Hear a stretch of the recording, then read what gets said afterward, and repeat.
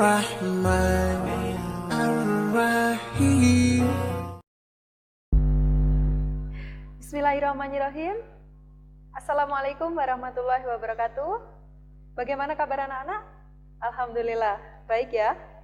Baik, sehat, anak-anak Al-Mahira, tetap semangat. Oke, kembali lagi dengan pelajaran PJOK bersama Ustazah Irfa. Baik anak-anak, kita memasuki semester 2 pada materi pertama, yaitu terkait dengan pertumbuhan dan perkembangan remaja. Apa itu pertumbuhan? Anak-anak ada yang tahu? Nah, jadi pertumbuhan itu adalah salah satu proses bertambahnya ukuran, baik volume, bobot, dan tinggi badan. Anak-anak tentunya sekarang sudah memasuki masa remaja ya. Baik, pertumbuhan yaitu merupakan perubahan fisik dari kecil menjadi besar maupun dari pendek menjadi tinggi. Nah, pertumbuhan laki-laki dan perempuan itu dahulu pertumbuhan perempuan dimulai dari usia 12 tahun. Pertumbuhan remaja mengalami kemajuan secara fungsional seperti perkembangan organ seksual. Kalau perempuan itu menstruasi, dan kalau laki-laki apa? Iya, mimpi basah. Oke, pertumbuhan dibagi menjadi 3 kelompok, yaitu yang pertama pertumbuhan awal dimulai dari usia 12 sampai 15 tahun. Anak-anak sekarang memasuki fase remaja awal. Kemudian ada masa remaja pertengahan antara usia 15 sampai 18 tahun. Dan masa remaja akhir usia 18 sampai 22 tahun. Perubahan yang menyertai pertumbuhan remaja itu apa saja ya kira-kira? Nah, perubahan yang menyertai pertumbuhan remaja itu ada 2, yaitu perubahan internal dan perubahan eksternal. Perubahan internal yaitu perubahan ukuran alat pencernaan, paru-paru, dan jantung yang bertambah besar. Kemudian sistem kelenjar kelamin bertambah sempurna dan pertumbuhan organ-organ lainnya yang ada di dalam tubuh. Kemudian apa perubahan eksternalnya?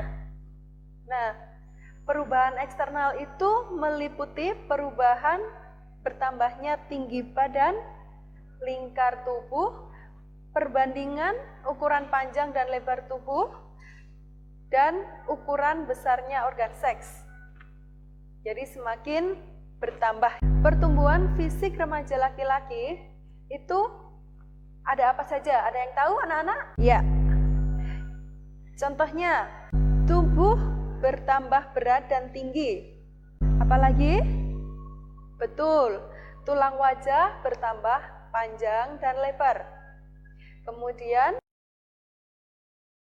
bertambah lebar dan bidang. Kemudian, tumbuh rambut halus di kaki, di tangan, di dada, ketiak, wajah, dan pubis. Tumbuh jagun di leher.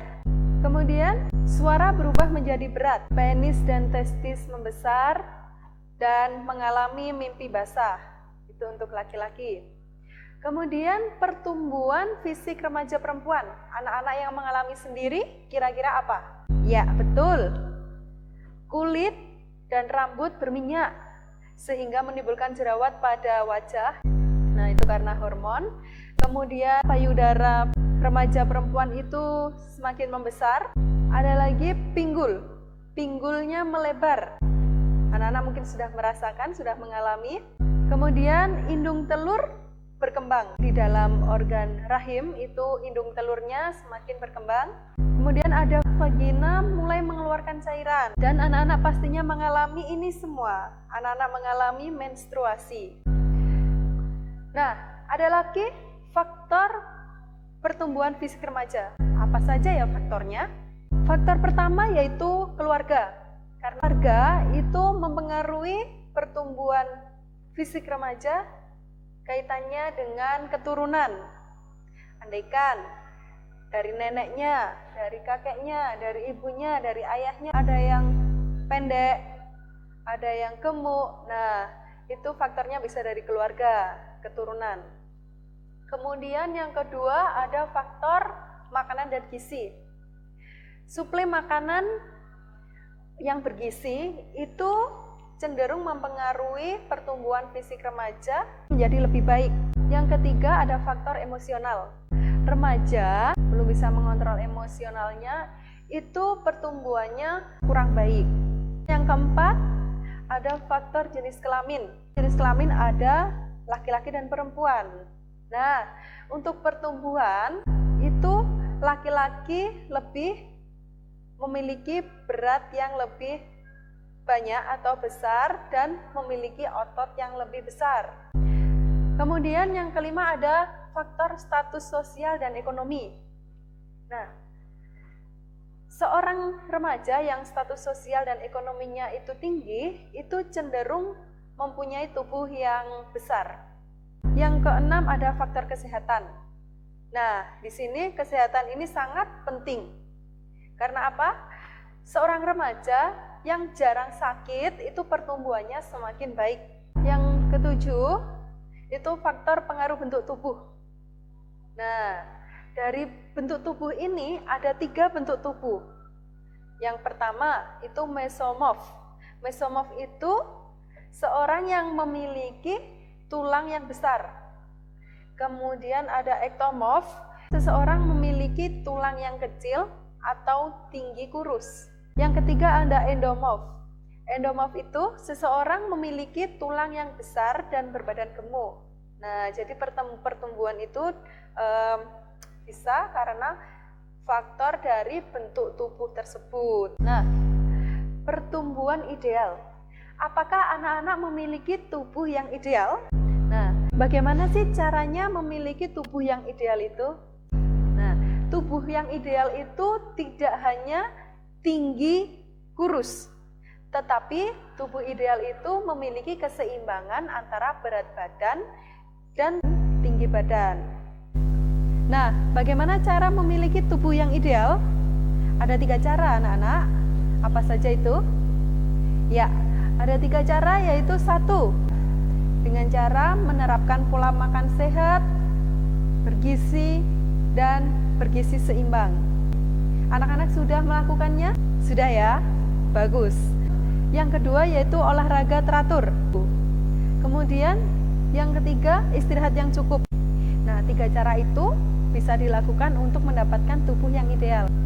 Oke, sekarang gimana cara mengetahuinya apakah tubuh kita itu ideal atau tidak? Nah, gini caranya. Ada rumusnya. Nah, rumusnya yaitu tinggi badan anak-anak dikurangi 100 dikali 90%. Itu nanti hasilnya berat badan. Oke, nanti bisa dicoba, bisa dipraktekkan rumus tersebut ya anak-anak ya. Mungkin itu materi yang Ustazah sampaikan. Bila ada yang kurang jelas, bisa ditanyakan pada saat kita melakukan Google Meeting ataupun bisa ditanyakan langsung ke Ustazah melalui WhatsApp pribadi. Anak-anak tetap semangat di rumah, tetap menjaga protokol kesehatan, melakukan olahraga secara teratur pastinya. Baik, Ustazah akhiri, mohon maaf bila ada kesalahan. Assalamualaikum warahmatullahi wabarakatuh. Bye-bye anak-anak. Rabbi ja'alni muqimas salati wa min dhurriyyati. Rabbana wa taqabbal du'a.